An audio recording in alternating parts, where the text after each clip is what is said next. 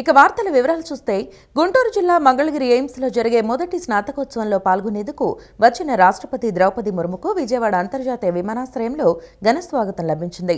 విమానాశ్రయంలో రాష్ట్రపతి ద్రౌపది ముర్ముకు గవర్నర్ అబ్దుల్ నజీర్, ముఖ్యమంత్రి నారా చంద్రబాబు నాయుడు, ఉప ముఖ్యమంత్రి పవన్ కళ్యాణ్ పుష్పగుచ్చాలను అందజేసి స్వాగతం పలికారు. గుంటూరు జిల్లా Mangalagiri All India Institute of Medical Sciences AIIMS స్నాతకోత్సవంలో పాల్గొనేందుకు ఢిల్లీ నుండి భారత వాయుసేన ప్రత్యేక విమానంలో విజయవాడ అంతర్జాతీయ విమానాశ్రయానికి చేరుకున్న రాష్ట్రపతి ద్రౌపది ముర్ముకు ఘన స్వాగతం లభించింది.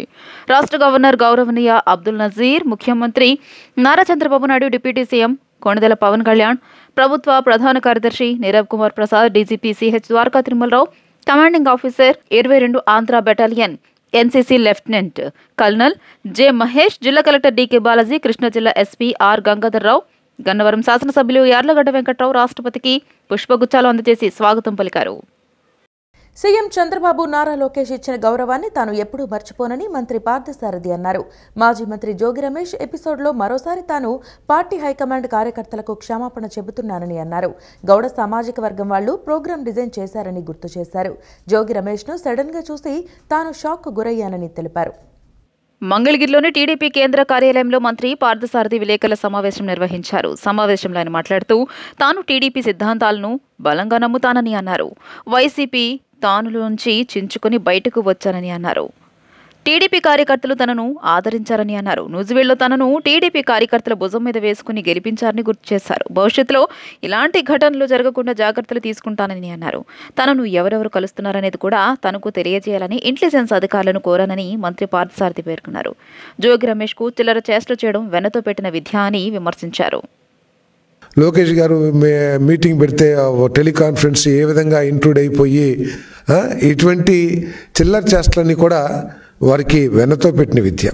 తర్వాత నాకు జోగి రమేష్ గారికి వ్యక్తిగత బలమైన సంబంధాలు ఏమీ లేవని చెప్పేసి కూడా నేను చెప్తా ఉన్నాను. నేను అక్కడ మినిస్టర్గా వచ్చినప్పుడు కూడా నా మీద ఏ విధంగా స్క్రోల్ చేసింది, నా ఇన్వాల్వ్మెంట్ లేని విషయంలో ఏ విధంగా స్క్రోల్ చేసి నన్ను ఇబ్బంది పెట్టిన విషయాలు కూడా ఉన్నాయి. ఇవన్నీ కూడా అనవసరమైన సబ్జెక్ట్ అయినా కూడా నేను ఊరినే కార్యకర్తల కన్జంప్షన్ కోసం నేను తెలియజేస్తా ఉన్నాను. ఇది ఉద్దేశపూర్వకంగా జరిగింది కాదు. ఇది నేను ఆలోచించింది ఏమిటంటే గౌర సంఘీయులందరూ కూడా ఎంతో అభిమానంతో ఎంతో గొప్పగా అక్కడ దాదాపు 300-400 వెహికల్స్తో ర్యాలీ అన్నీ పెట్టి గొప్పగా చేసుకుంటున్నారు. కాబట్టి వారికి మనం సహకారం అందిస్తే మన పార్టీకి గౌడ సోదరుల సపోర్ట్ ఇంకా పెరుగుతుందని చెప్పేసి నేను ఆలోచించాను తప్పితే వేరే విధంగా ఆలోచించలేదు. అది కాకుండా అక్కడ ఉన్న వారందరూ కూడా ఎక్కువగా తెలుగుదేశం పార్టీ విజయానికి నా విజయం కోసం కష్టపడ్డ వాళ్ళు ఎక్కువగా ఆర్గనైజేషన్లో ఉన్నారు. కాబట్టి నేను మిగతా విషయాలు పెద్ద పట్టించుకోలేదని చెప్పేసి కూడా నేను మనవి చేస్తా ఉన్నాను.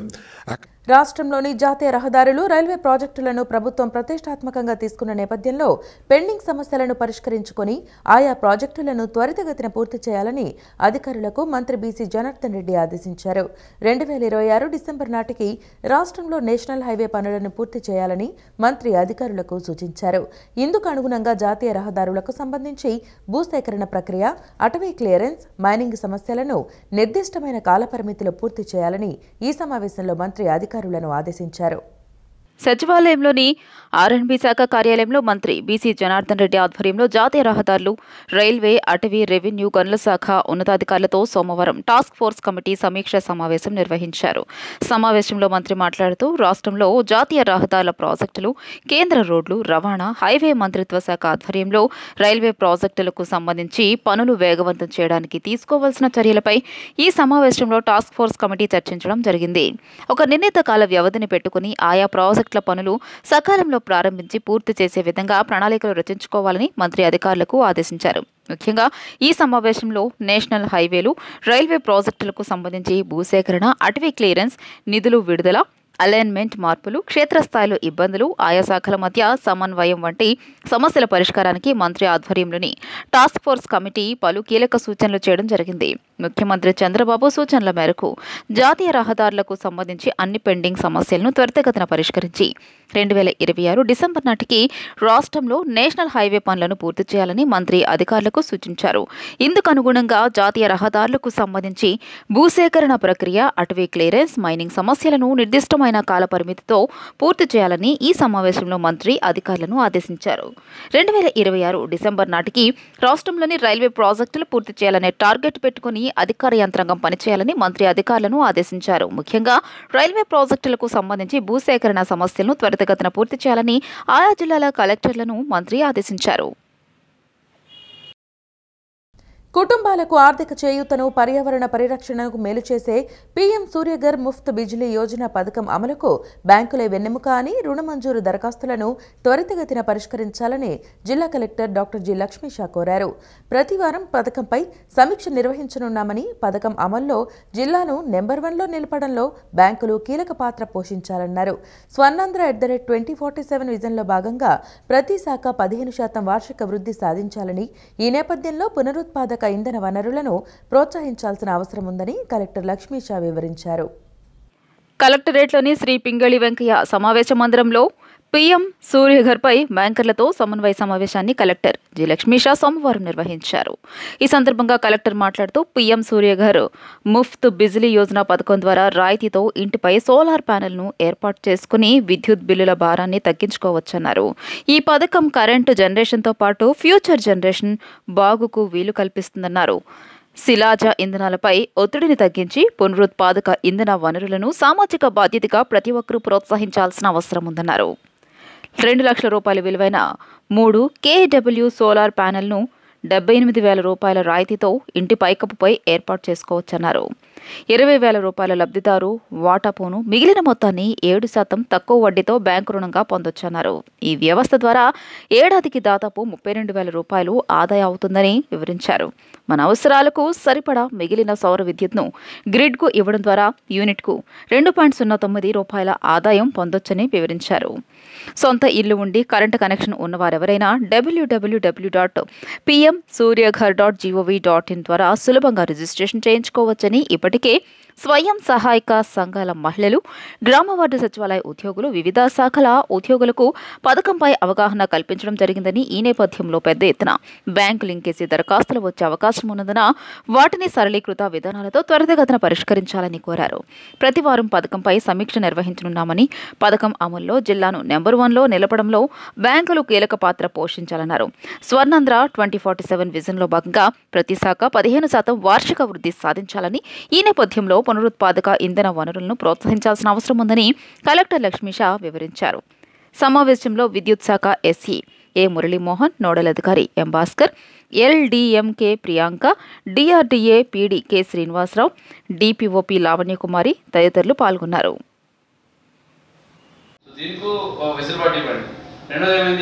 బ్యాంక్ అకౌంట్ ఎలక్ట్రిసిటీ బిల్ ఎవరి పేరులో ఉంటుందో, ఏమైతే నేమ్ ఉంటుందో అదే ప్రకారంగా బ్యాంక్ అకౌంట్ నేమ్ కూడా ఉంటుంది. అప్పుడే ఆ సబ్సిడీ ట్రాన్స్ఫర్ అవుతుంది.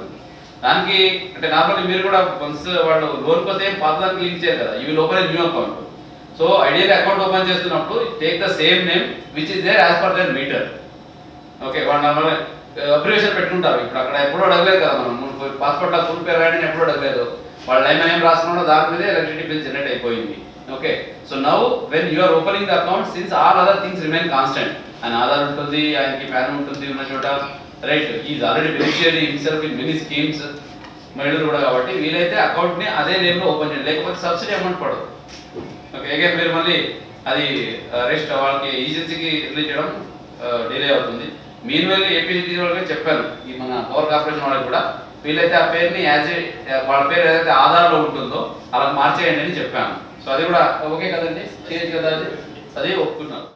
కర్ణాటక రాష్ట్రం కోలార్లోని వెంగెల్, శెట్టిహళ్లిలో ప్రాథమిక, సెకండరీ ఆసుపత్రుల్లో ఆరోగ్య సంరక్షణపై టాటా డిజిటల్ నెర్వ్ సెంటర్ అందిస్తున్న సేవలను రాష్ట్ర మంత్రులు లోకేష్, సత్యకుమార్ సోమవారం పరిశీలించారు.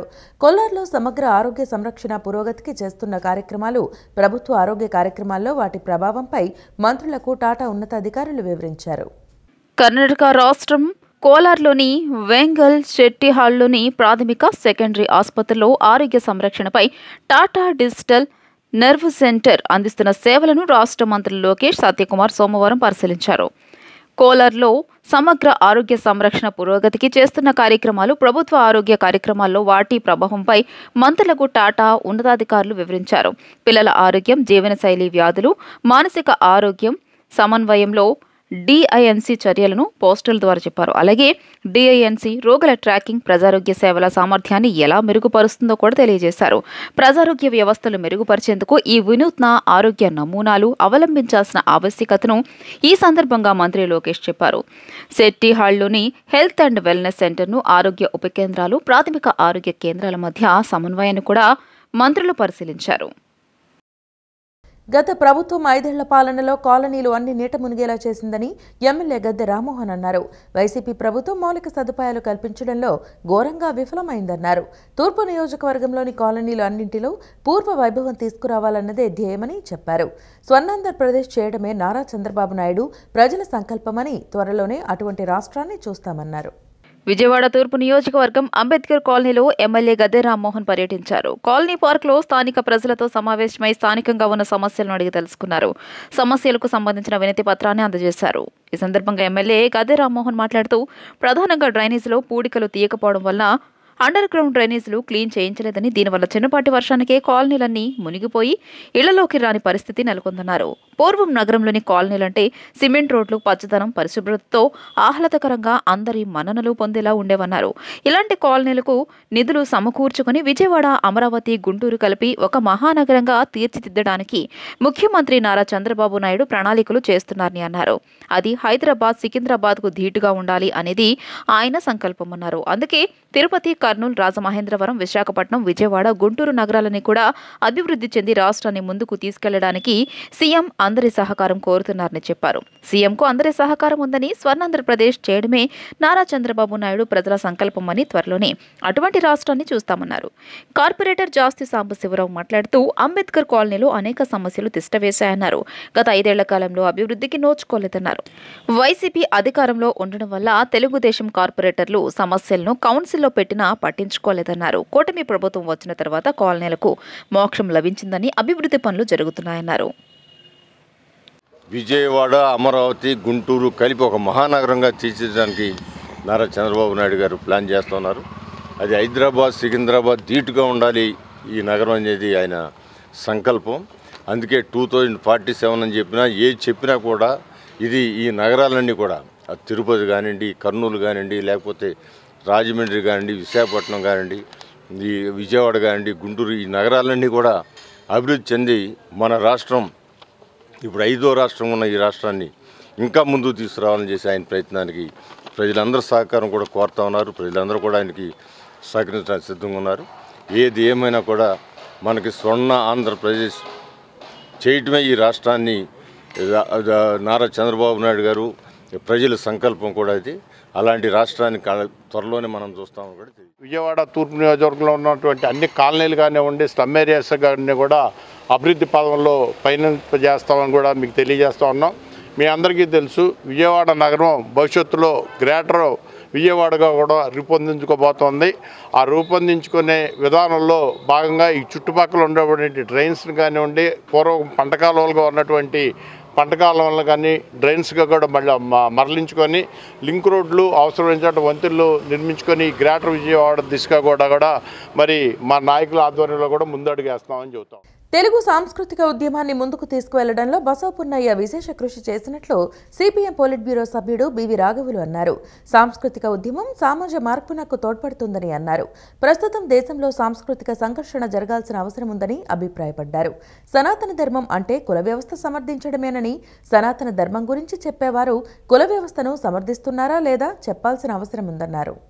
సిపిఎం నాయకుడు మాకినేని బసవపున్నయ్య జయంతి సందర్భంగా సాంస్కృతిక వైవిధ్యం, దేశ సమైక్యత అనే అంశంపై సోమవారం విజయవాడ ఎంబీ విజ్ఞాన కేంద్రంలో నిర్వహించిన కార్యక్రమంలో సిపిఎం పోలిట్ బ్యూరో సభ్యుడు బివి రాఘవులు స్మారకోపన్యాసం చేశారు. MBVK trust chairman P Madhu కార్యక్రమానికి అధ్యక్షత వహించారు.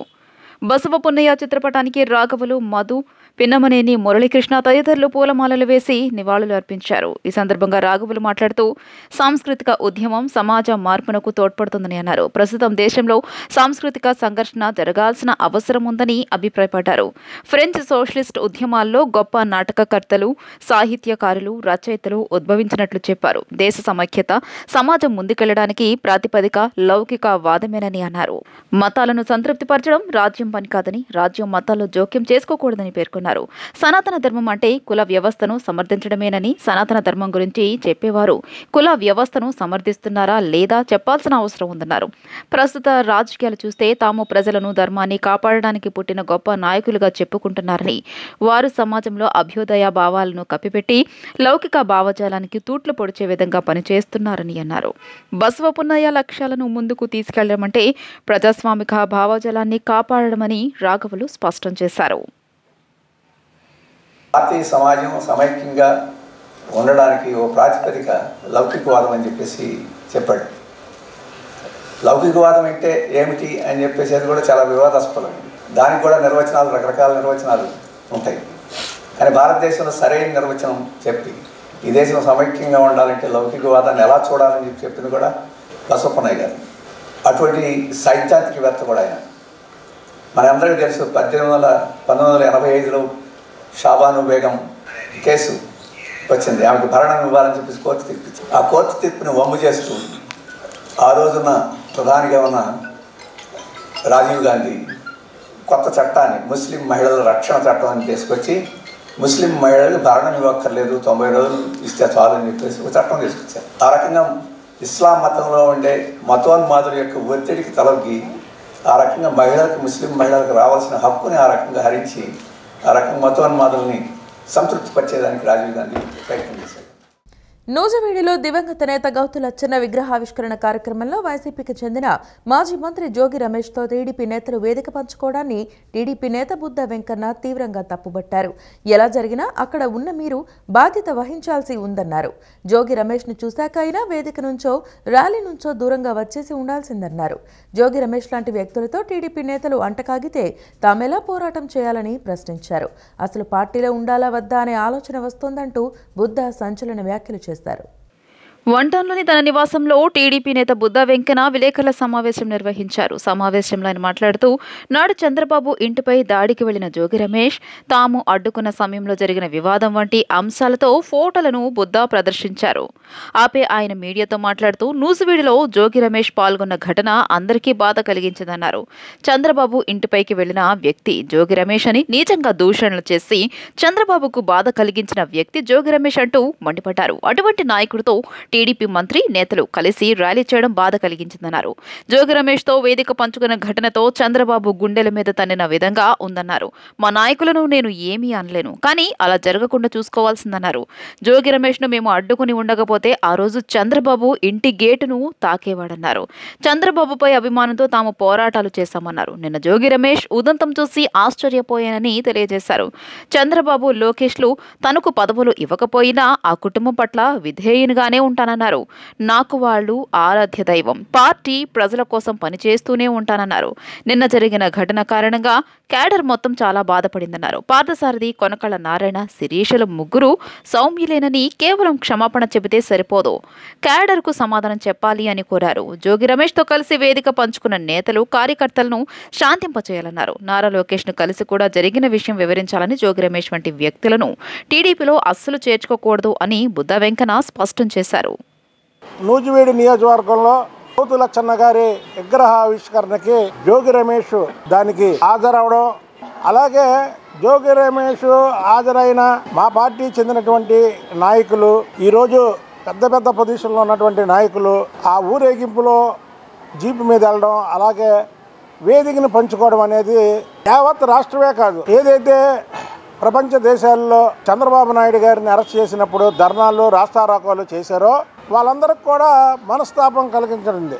ఎలాగంటే జోగి రమేష్ చంద్రబాబు నాయుడు గారి ఇంటి మీద దాడి చేసి అసెంబ్లీలో ఒక 10-15 మంది చెత్తగాళ్ళందరూ కూడా చంద్రబాబు నాయుడు గారి కుటుంబం గురించి మాట్లాడిన వాళ్ళలో జోగి రమేష్ ఒకడు. చంద్రబాబు నాయుడు గారి గుండెల మీద కొట్టినటువంటి వ్యక్తి జోగి రమేష్. కానీ అలాంటి జోగి రమేష్తో వేదికను పంచుకోవడం అనేది, అలాగే ఊరేగింపులో పంచుకోవడం అనేది మా నాయకులు యావత్ చంద్రబాబు నాయుడు గారిని అభిమానించే వాళ్ళని, తెలుగుదేశం కార్యకర్తలు, నాయకులు, అలాగే వ్యక్తులు కూడా చంద్రబాబు గారికి పార్టీతో సంబంధం లేకుండా చాలామంది దేశవ్యాప్తంగా ఆయన అభిమానిస్తారు. వాళ్ళందరినీ కూడా గుండెల మీద తన్నినట్టు అయింది. కేంద్ర ఆయుష్ శాఖ సహాయ మంత్రి జాదవ్ ప్రతాప్రావు గణపతిరావు బెజవాడ కనకదుర్గమ్మ అమ్మవారిని దర్శించుకున్నారు. ఉదయం ఆలయానికి విచ్చేసిన కేంద్ర మంత్రికి ఈవో కెఎస్ రామారావు, వేద పండితులు ఆలయ మర్యాదలతో స్వాగతం పలికి అమ్మవారి దర్శనం చేయించారు. అమ్మవారికి ప్రత్యేక పూజలు చేసిన అనంతరం ఆలయ వేద పండితులు వేదాశీర్వచనం చేసి అమ్మవారి శేషవస్త్రం, ప్రసాదం, చిత్రపటాన్ని అందజేశారు.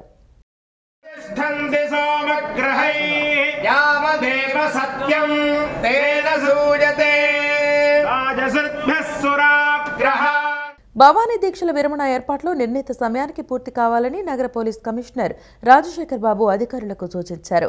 లక్షలాది భవానీ దీక్షదారులకు ఎటువంటి ఇబ్బందులు, భద్రతా లోపాలు తలెత్తకుండా సమన్వయంతో పనిచేయాలని సూచించారు. శ్రీ దుర్గా మల్లేశ్వర స్వామి దేవస్థానం ఆధ్వర్యంలో నిర్వహిస్తున్న భవానీ దీక్షల విరమణ ఏర్పాట్లను దుర్గగుడి ఈవో రామారావుతో కలిసి సిపి రాజశేఖర్ బాబు సోమవారం పరిశీలించారు.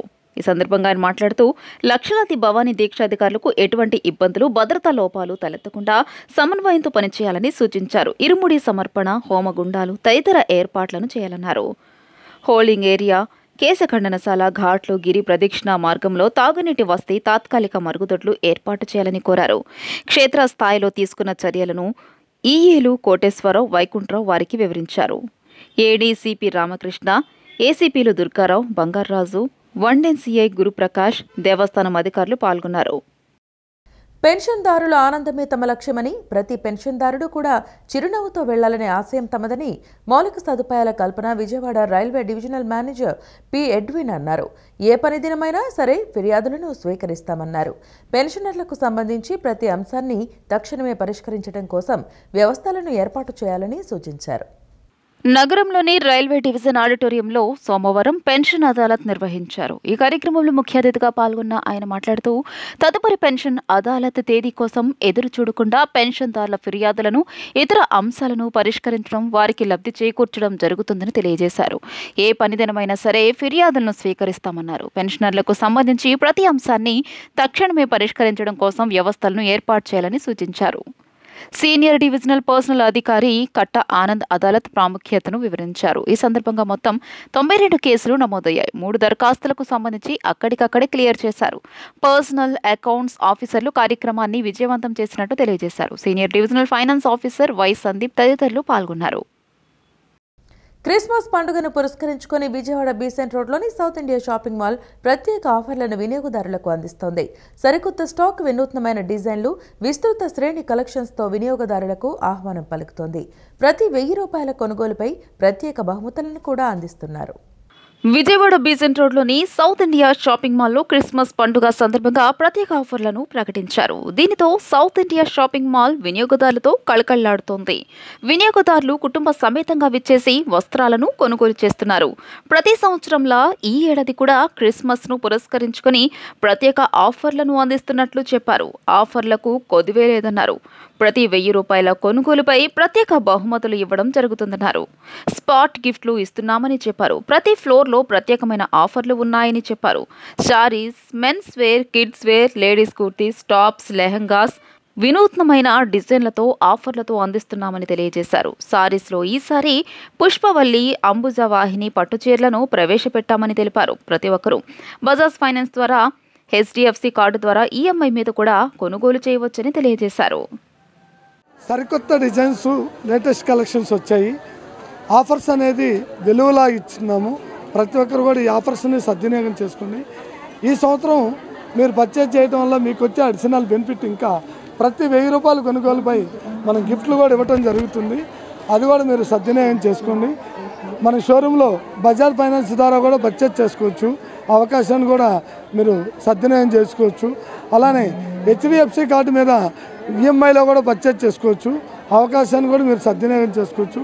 ప్రతి ఒక్క కస్టమర్లు కూడా ప్రతి సంవత్సరం లాగానే ఈ సంవత్సరం కూడా ఈ క్రిస్మస్ సెలబ్రేషన్ని మన సౌత్ ఇండియా షాపింగ్ మాల్ నందు పర్చేజ్ చేసుకుని సంతోషకరంగా చేసుకోవాలని మనస్ఫూర్తిగా కోరుకుంటున్నాము. అలానే మా కస్టమర్లకు శ్రేయోభిలాషులందరికీ కూడా అడ్వాన్స్డ్గా క్రిస్మస్ శుభాకాంక్షలు తెలుపుకుంటున్నాము. ఈ వార్తలు ఇంతటితో సమాప్తం. నమస్కారం.